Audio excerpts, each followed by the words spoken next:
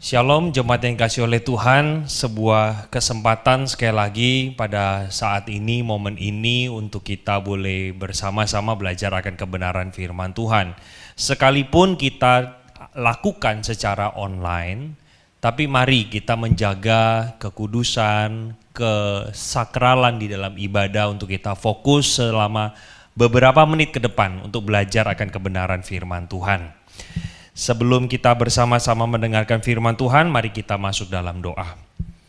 Kembali kami bersyukur Tuhan untuk sebuah kesempatan pada saat ini untuk kami belajar memahami apa yang menjadi maksud Tuhan dalam kehidupan kami. Secara khusus tema yang akan kami pikirkan bersama-sama adalah tentang hal kekhawatiran. Kami jujur katakan Tuhan, di tengah masa pandemik ini banyak memukul di sektor kesehatan maupun sektor perekonomian sehingga mengganggu segala kenyamanan kami. Maka dari itu Tuhan, muncul sebuah kekhawatiran, keraguan tentang Tuhan. Tapi biarlah firman Tuhan pada saat ini ketika kami bersama-sama mendengarkannya, kami boleh dihibur, kami boleh dikuatkan, dan kami boleh kembali disegarkan untuk kami mengarahkan hati dan pikiran kami kembali apa kata firman-Mu. Terima kasih Tuhan, pakai hamba-Mu yang terbatas ini. Hanya di dalam nama Tuhan Yesus kami berdoa. Amin. Kita akan bersama-sama membuka bagian Alkitab. Nanti Bapak Ibu bisa lihat di layar juga. Ayat yang akan kita bahas bersama-sama yaitu dari Matius 6 ayat yang ke-25 sampai 34. Saya akan membacakan kepada kita sekalian. Karena itu aku berkata kepadamu, janganlah khawatir akan hidupmu, akan apa yang hendak kamu makan atau minum, dan jangan khawatir pula akan tubuhmu, akan apa yang hendak kamu pakai. Bukankah hidup itu lebih penting daripada makanan, dan tubuh itu lebih penting daripada pakaian? Pandanglah burung-burung di langit, yang tidak menabur dan tidak menuai, dan tidak mengumpulkan bekal dalam lumbung, namun diberi makan oleh Bapamu yang di sorga. Bukankah kamu jauh melebihi burung-burung itu? Siapakah di antara kamu yang karena kekhawatirannya dapat menambahkan sehasta saja pada jalan hidupnya? Dan mengapa kamu khawatir akan pakaian? Perhatikanlah bunga bakung di ladang, yang tumbuh tanpa bekerja dan tanpa memintal. Namun aku berkata kepadamu, Salomo dalam segala kemegahannya pun tidak berpakaian seindah salah satu bunga itu. Jadi jika demikian Allah mendandani rumput di ladang yang hari ini ada dan besok dibuang ke dalam api, tidakkah Ia akan terlebih lagi mendandani kamu, hai orang yang kurang percaya? Sebab itu janganlah kamu khawatir dan berkata, apa yang akan kami makan, apa yang akan kami minum, dan apa yang kami pakai. Semua itu dicari bangsa-bangsa yang tidak mengenal Allah. Akan tetapi Bapamu yang di sorga tahu bahwa kamu memerlukannya semuanya itu. Tetapi carilah dahulu kerajaan Allah dan kebenarannya, maka semuanya itu akan ditambahkan kepadamu. Sebab itu janganlah kamu khawatir akan hari esok. Karena hari besok mempunyai kesusahannya sendiri, kesusahan sehari biarlah cukup untuk sehari. Sampai di sana pembacaan kita pada saat ini.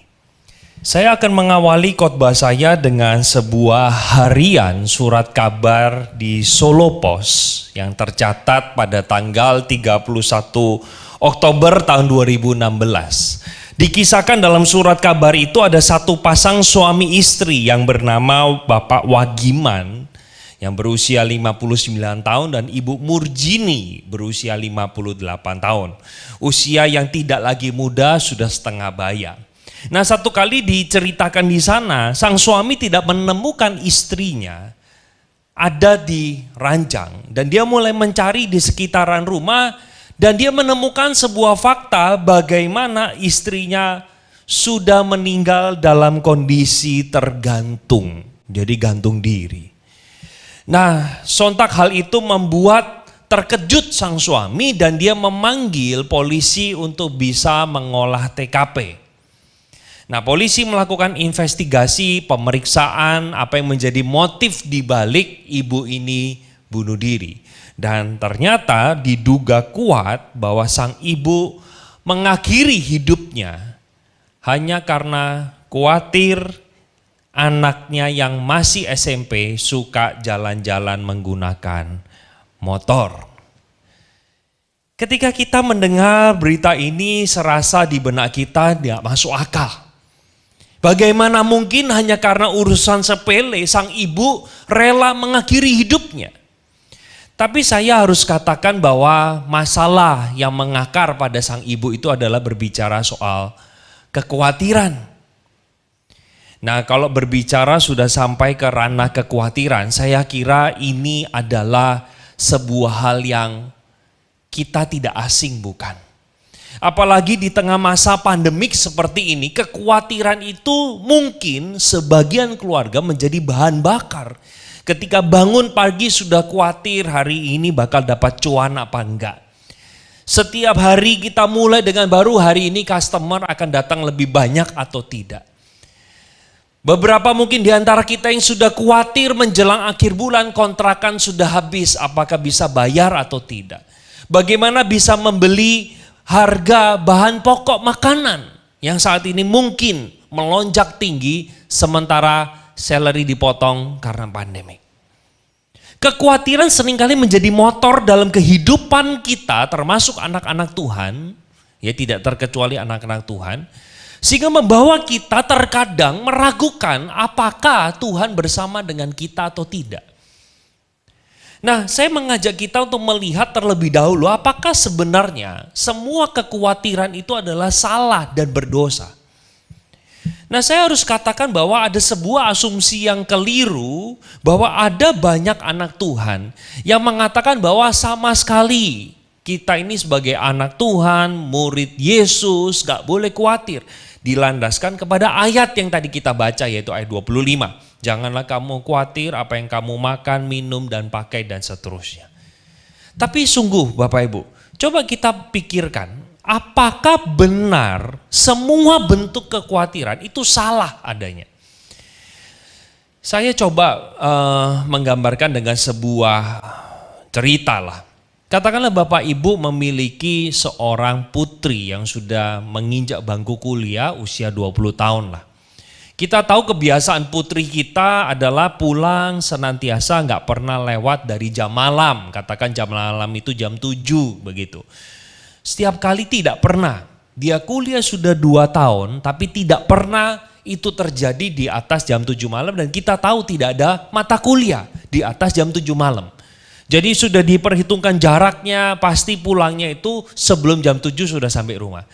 Tapi satu hari anak atau putri kita usia pada waktu jam 7 atau 7.30 dia tidak kunjung datang ke rumah. Lalu kita telepon gak diangkat. Oke, kita coba tunggu lagi setengah jam yaitu sudah jam 8. Ditelepon gak diangkat. Apakah menjadi salah ketika seorang ibu atau bapak pada akhirnya khawatir karena situasi seperti itu? Dan bahkan justru kekhawatiran itulah yang akhirnya menghantar mereka untuk melaporkan anaknya hilang ke kantor polisi. Nah, ternyata tidak semua kekhawatiran itu berdosa. Lalu kekhawatiran seperti apa yang berdosa? Nah, kita akan bersama-sama melihat dari teks yang kita tadi sudah baca bersama-sama. Nah, saya mengajak kita untuk terlebih dahulu melihat di ayat 25 Bapak Ibu. Di dalam bagian itu Yesus berkata, karena itu aku berkata kepadamu. Saya sengaja garis bawahi apa kata karena itu, apa maksudnya? Kenapa Yesus gak langsung berkata aku berkata kepadamu? Kenapa ada kata keterangan karena itu? Karena apa? Nah, kita harus membaca sebenarnya teks ini mengacu kepada ayat sebelumnya yang berbicara soal hal mengumpulkan harta. Di sana Yesus memberikan sebuah teguran atau peringatan untuk kita jangan sekedar mengumpulkan harta di bumi. Di bumi ada ngengat, karat, dan pencuri merampok. Tapi kumpulkan harta di sorga. Begitu bunyi firman Tuhan. Dan bagian itu ditutup dengan satu kalimat, tidak ada seorang pun yang dapat mengabdi kepada dua tuan. Maka saya mau katakan bahwa kata karena itu ada hubungannya dengan ayat sebelumnya. Yaitu berkaitan dengan soal tuan dan hamba ini. Tak ada seorang pun yang dapat mengabdi kepada dua tuan, jika demikian ia akan membenci yang seorang dan mengasihi yang lain.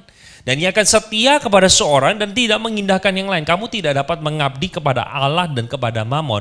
Karena itu, berarti karena kamu tidak dapat mengabdi kepada Allah dan kepada Mamon, karena itu aku berkata kepadamu jangan khawatir. Jadi pada waktu Yesus sedang mengatakan jangan kamu khawatir, ada sebuah berhala mungkin yang didewa-dewakan oleh beberapa orang, yaitu berbicara soal uang. Kenapa orang mencari uang? Karena mengejar apa yang menjadi makanan mereka, apa yang mereka pakai, dan apa yang mereka gunakan. Sehingga Yesus memberikan sebuah peringatan tentang bagaimana menjaga hati terhadap harta itu. Solusi dari menjaga hati terhadap harta adalah jangan khawatir. Itu yang Yesus katakan.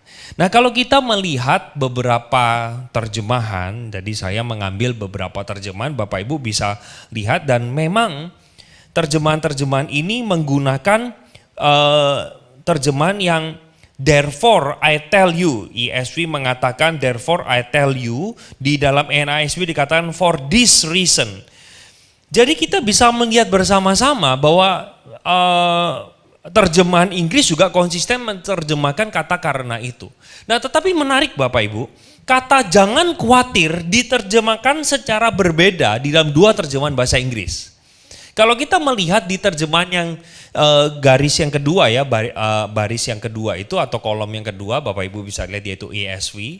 Di sana pakai kata bukan do not be worry, tetapi do not be anxious about your life. Dan itu juga sama diterjemahkan oleh NASB, don't be anxious. Kenapa kok tidak dipakai kata worry?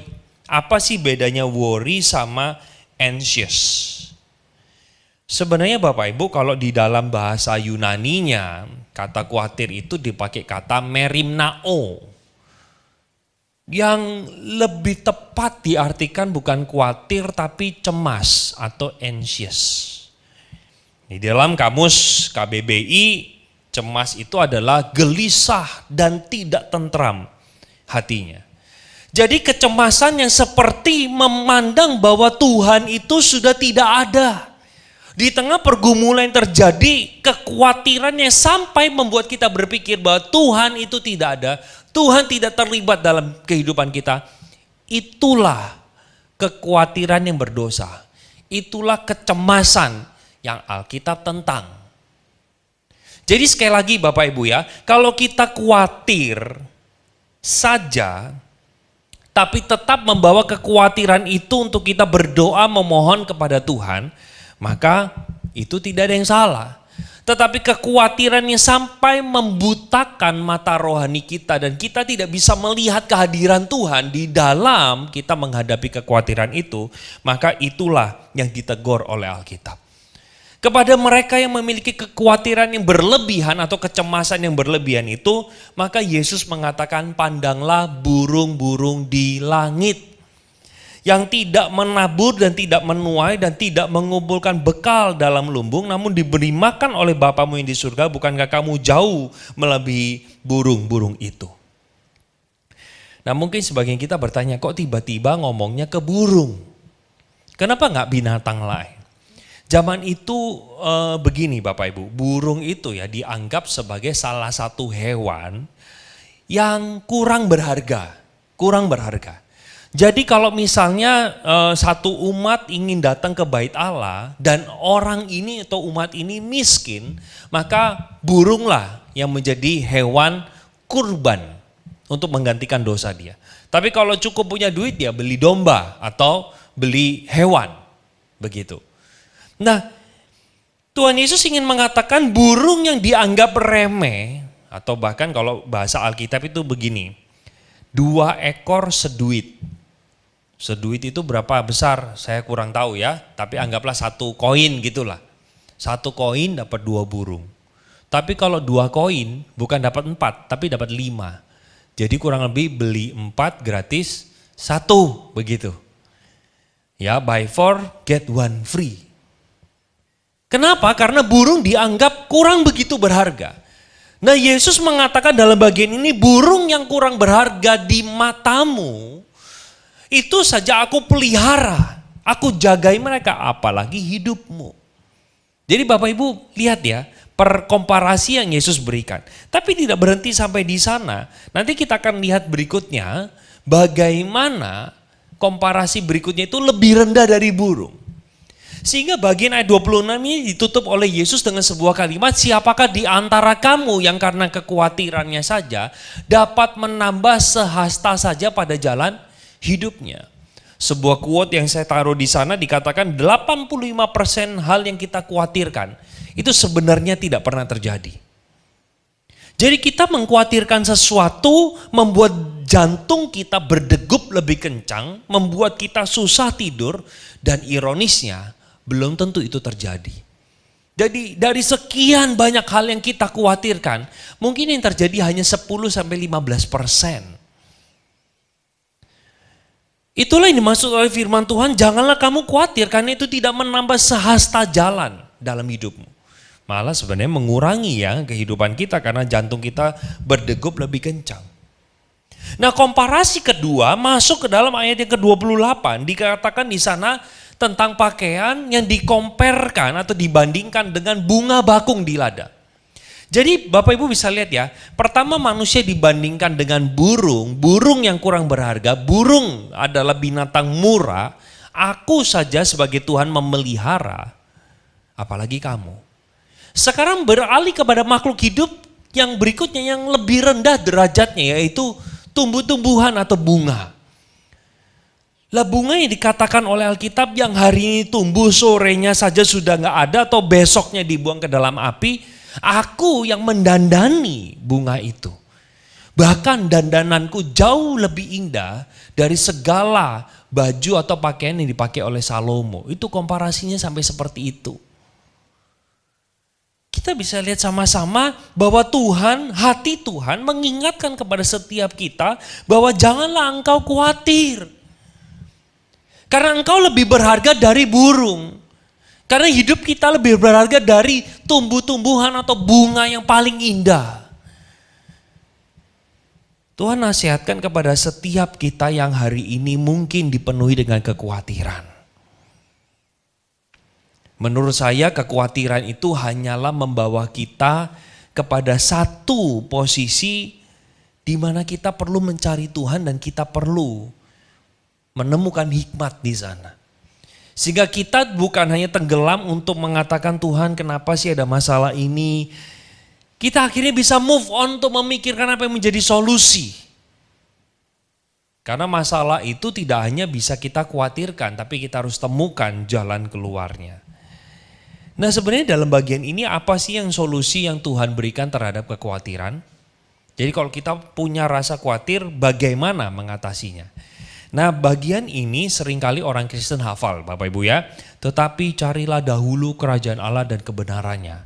Maka semuanya itu akan ditambahkan kepadamu. Bapak Ibu coba deh. Nah ini kan kita lagi online ya. Menurut Bapak Ibu semuanya itu apa? Coba tulis, entah mau tulis di dalam kolom komentar, atau nanti kalau live chatnya dibuka ya mohon tulis saja. Menurut Bapak Ibu, semuanya itu apa sih?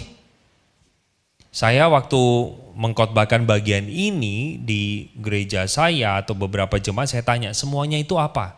Bapak Ibu unik, jawabannya begini, semuanya itu ya sungguh semuanya Pak. Jadi bisa rumah, bisa dapat mobil baru, mobil mewah, lalu emas makin bertambah, berlian juga, karena semuanya katanya. Jadi benar-benar semuanya. Ada beberapa yang gak berani vulgar, lalu mengatakannya semuanya itu cuma hal rohani Pak. Well bagian ini seringkali akhirnya apa semuanya? Nah saya mengajak kita untuk punya sebuah kebiasaan, jangan suka comot ayat. Tapi coba lihat konteksnya apa, kenapa ada kata semuanya. Apakah Yesus tidak menjelaskan kata semuanya itu? Nah kalau Bapak Ibu, nah cara ngeceknya begini. Coba kita cek ke ayat 32. Ternyata, nah kok 32? Ya saya ajak kita lihat alur mundur Bapak Ibu ya. Ternyata ayat 32 muncul kata semuanya itu. Berarti clue-nya bukan di ayat 32. Kita mundur lagi satu ayat di ayat 31.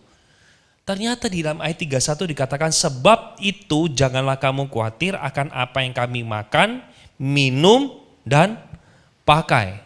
Ayat 32 muncul semua itu apa? Ya apa yang kamu makan, apa yang kamu minum, dan apa yang kamu pakai. Ini berbicara kebutuhan dasar. Jadi kalau dikatakan carilah dahulu kerajaan Allah dan kebenarannya, maka kebutuhan dasarmu Allah akan tambahkan kepadamu. Nah sekarang pertanyaannya begini, supaya kebutuhan dasar kita ditambahkan bagi kita, carilah dahulu kerajaan Allah ini apa dan kebenarannya. Nah saya mengajak kita untuk melihat ayat kata kebenaran, Bapak Ibu ya, kata kebenaran di dalam bahasa Yunani itu ada dua. Yang pertama itu ada aletheia, Bapak Ibu. Yang kedua itu dikaiosune. Bedanya apa sih Pak? Nah Indonesia menerjemahkan semua kebenaran. Nah kalau kita lihat di dalam bahasa Inggrisnya aletheia itu adalah truth. Kebenaran yang absolut itu loh, truth. Sementara dikaiosune itu adalah righteousness. Masih nggak ngerti Pak, bedanya di mana gitu. Nah saya kasih analogi ya, Bapak Ibu tahu teori diet ya? Tahulah beberapa. Mungkin di antara kita yang mendengar ada yang trainer kali ya. Teori diet itu sebenarnya sederhana Bapak Ibu. Kita harus bikin tubuh kita itu mengalami namanya defisit kalori. Jadi misalnya kebutuhan kita, badan kita pada umumnya itu 1.500 kalori satu hari. Kita itu harus makan di bawah 1.500, itulah namanya defisit kalori. Jangan kelebihan, kalau kelebihan kita makan 1.800, 300 itu sisanya diubah menjadi lemak. Jadi berat atau bobot badannya naik. Nah saya ingin katakan, teori diet itu truth, aletheia. Tapi truth ini gak akan ada kaitannya di dalam kehidupan kita kalau gak kita lakukan. Nah misalnya Bapak Ibu menemukan berat badan kita sudah terlalu gemuk atau obesitas, wah harus diet nih. Ketika Bapak Ibu mulai mengurangi makan, biasanya makan 3 piring, ya siang makan 3 piring, malam makan 7 piring supaya genap 10 misalnya begitu ya, hari itu dikurangi. Nah pada waktu Bapak Ibu melakukan teori itu, nah saya boleh katakan itulah kebenaran dikaiosune atau righteousness. Jadi kebenaran yang diaplikasikan. Jadi truth yang diejawantakan di dalam praktek atau praksis. Itulah saya boleh sebut sebagai dikaiosune. Nah carilah dahulu kerajaan Allah dan kebenarannya. Kebenaran ini apa? Banyak orang salah berpikir ini adalah truth. Bukan, ini adalah dikaiosune. Maka kalau Bapak Ibu menemukan di dalam bahasa Inggrisnya dengan konsisten seluruh versi bahasa Inggris atau kebanyakan lah, saya nggak berani ngomong seluruhnya, kebanyakan mengartikannya tidak ada yang menggunakan kata truth. Seek his kingdom and truth, enggak, tapi and righteousness. Bapak Ibu kita harus mengejar righteousness karena dengan cara kita mengejar kebenaran righteousness itulah kita mau tidak mau belajar truth. Karena tidak ada righteousness yang tepat tanpa truth dipelajari terlebih dahulu. Jadi kalau mau ditanya apa sih artinya cari dahulu kerajaan Allah dan kebenarannya, maka saya boleh sederhanakan kalimat ini dengan bahasa yang lebih kontemporer. Maka saya mau katakan cari kehendak Tuhan, lakukan kehendak Dia. Kehendak Tuhan tentunya ada di dalam firman Tuhan. Kita belajar di dalam firman Tuhan diajarkan tentang bagaimana mengelola keuangan supaya nggak kena investasi bodong. Nah, nggak tahu berapa banyak jemaat ini yang kena investasi bodong. Firman Tuhan menasihatkan bagaimana kita mengelola waktu kita, talenta kita, sumber daya kita, menata kerohanian kita, memilih pasangan hidup. Itu semua adalah truth atau aletheia. Pertanyaannya kita mau tidak melakukan truth atau kehendak Tuhan itu. Yang kita ejawantakan dalam bentuk righteousness. Maka firman Tuhan mengatakan kepada kita ketika kita itu mencari kehendak Tuhan dan kita melakukan kehendak itu, maka Allah itu memelihara. Semuanya itu akan ditambahkan kepadamu. Yang menunjukkan satu sisi kepada kita bahwa Allah tidak pernah tinggal diam. Allah tidak buta, kurang lebih begitulah. Dan kepada setiap mereka atau setiap kita yang mendengarkan bagian ini dan masih merasa takut dan khawatir yang berlebihan, Tuhan katakan, kesusahan sehari cukuplah untuk sehari. Cukuplah untuk sehari. Sehingga kita hidup itu day by day bersama dengan Tuhan. Pertanyaan terakhir untuk menutup khotbah saya, bagaimana supaya kita bisa menghilangkan kekhawatiran atau kecemasan yang berlebihan. Yang pertama, firman Tuhan ngajarkan untuk yuk kita coba lihat sekeliling kita. Bapak Ibu, terkadang ketika saya nggak bisa melihat tangan Tuhan pimpinannya kemana, saya coba tutup mata dan pakai indera pendengaran. Dan mencoba mendengar apa yang saya dengar dan syukuri apa yang saya dengar. Satu kali Bapak Ibu guru KTB saya pernah ngajarin saya waktu saya masih kuliah ya. Coba deh Bet, kamu tutup mata. Apa yang kamu dengar? Saya bilang, saya dengar suara AC. Syukuri itu. Terus saya bilang, Tuhan thank you ya AC. Ada AC, kalau nggak ada AC jadi panas dah. Apalagi yang kamu dengar? Saya dengar detik jam yang bergerak. Saya bersyukur Tuhan thank you ya. Waktu yang Tuhan berikan buat saya. Waktu saya bisa berjumpa dengan orang-orang yang penting. Waktu saya bahkan juga bisa menerima Engkau sebagai Tuhan dan Juru Selamat. Waktu saya bisa hidup dan sebagainya. Coba kamu dengar lagi, kamu dengar apa?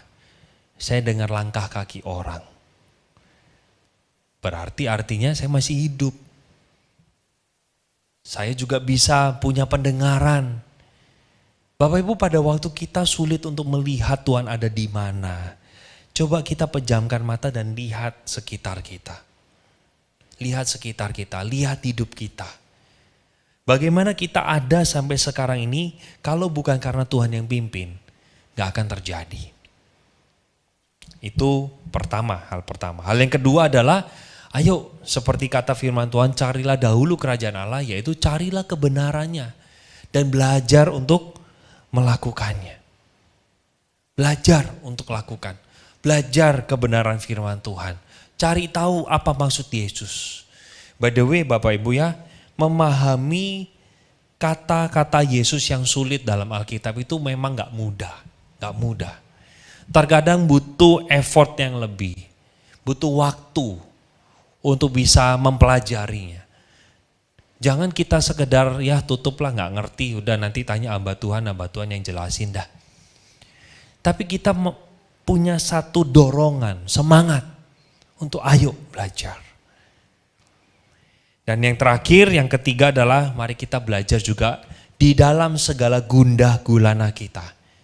Mari kita berdoa, kita bersyukur untuk apa yang Tuhan sudah berikan. Paling tidak saya ingin katakan kalau kita sulit untuk merasakan kasih-Nya, ingatlah kisah salib Yesus. Di mana Dia mati di sana menunjukkan betapa Dia mengasihi saudara dan saya. Kalau Dia sungguh mengasihi kita, tentu Dia tidak akan pernah membiarkan kita terlena karena kekhawatiran ataupun masalah kita. Biarlah firman Tuhan pada saat ini boleh membawa kita untuk melepaskan kekhawatiran kita dan menaruh harap kita kepada Tuhan. Mari kita masuk dalam doa. Terima kasih Tuhan untuk kesempatan pada saat ini kami boleh belajar hal kekhawatiran. Di antara kami Tuhan mungkin ada yang masih diselimuti oleh kekhawatiran. Tapi biarlah damai sejahtera Tuhan, kasih Tuhan di atas Kalvari itulah yang boleh menenangkan kami. Sehingga kebimbangan kami boleh sirna dan iman kami boleh teguh di dalam Tuhan. Tapi kami tahu Tuhan, kekhawatiran itu atau masalah pergumulan tidak akan selesai hanya dengan kami pikirkan. Berikan kami hikmat supaya kami bisa menghadapinya dan menyelesaikan masalah tersebut. Bukan kami menyalahkan Tuhan, bukan kami menuduh Tuhan, tetapi ajar kami untuk boleh mencari jalan keluarnya sesuai kehendak Tuhan dan kami boleh berjalan di dalam jalan-Mu. Terima kasih Tuhan, dengarlah seluruh doa kami. Hanya di dalam nama Tuhan Yesus kami berdoa. Amin. Tuhan Yesus memberkati kita.